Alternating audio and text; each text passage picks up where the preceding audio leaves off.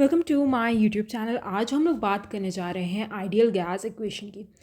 इसको पढ़ने से पहले आपको ये चीज़ पता होनी चाहिए कि आइडियल गैस इक्वेशन के लिए हम लोग चार पैरामीटर्स का यूज़ करते हैं। These are the parameters for studying ideal gas equation. Okay, experimentally studying. So उसके लिए होता है pressure, volume, number of moles and temperature. अब इसके लिए कुछ गैस लॉज होते हैं जिससे हम लोग जो है आइडियल गैस इक्वेशन को डिराइव कर, जैसे कि बॉयल्स लॉ जो कि होता है pressure is inversely proportional to volume at constant number of moles and temperature. Charles law जो कि होता है volume is directly proportional temperature at constant pressure and number of moles. फिर आता है Avogadro's law, volume is directly proportional to number of moles at constant pressure and temperature. फिर आता है गेल-ल्यूसेक्स law, pressure is directly proportional temperature at constant volume and number of moles. अब इसमें हम लोग ऐसे लिख सकते हैं कि volume is directly proportional to temperature, volume is directly proportional to number of moles and volume is inversely proportional to pressure. हम लोग इसको इस फॉर्म पे लिख सकते हैं। अब आप प्रेशर को इस साइड मतलब on the left hand side ले जाएंगे तो pressure P V is directly proportional to N T, ये आ जाएगा। अब when we will remove this then we will get PV is equal to nRT. R here will be universal gas constant.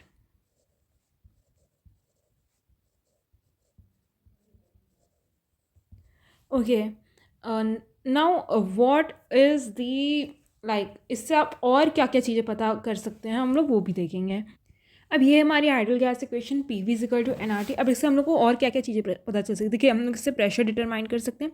We can write pressure is equal to N R T upon V. दूसरी चीज़ जो हम लोग determine कर सकते हैं इससे वो है volume, volume is equal to N R T upon P. Next चीज़ जो हम लोग इससे डिटरमाइन कर सकते हैं वो है number of moles, number of moles is equal to P V upon R T.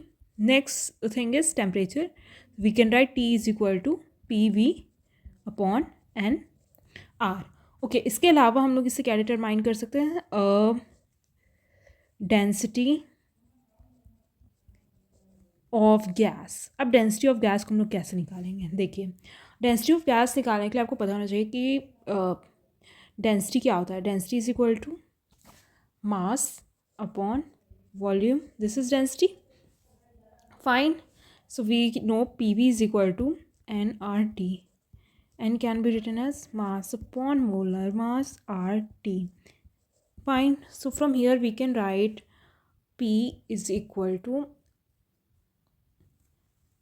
M upon V into M RT. Now this will become density. So P is equal to DRT upon M.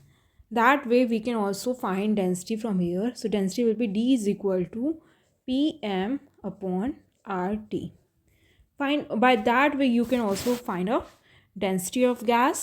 Next thing that we can determine from here is molar mass and also concentration.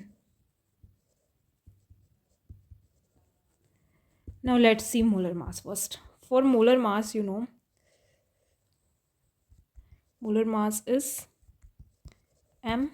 We know PV is equal to nRT. PV is equal to mass upon molar mass into RT. So from here we can write M is equal to molar mass is equal to mRT upon PV. Fine. Next thing is concentration. Now we know what is concentration. It can be written as number of moles upon volume. We can write concentration as number of moles upon volume. So we know PV is equal to nRT.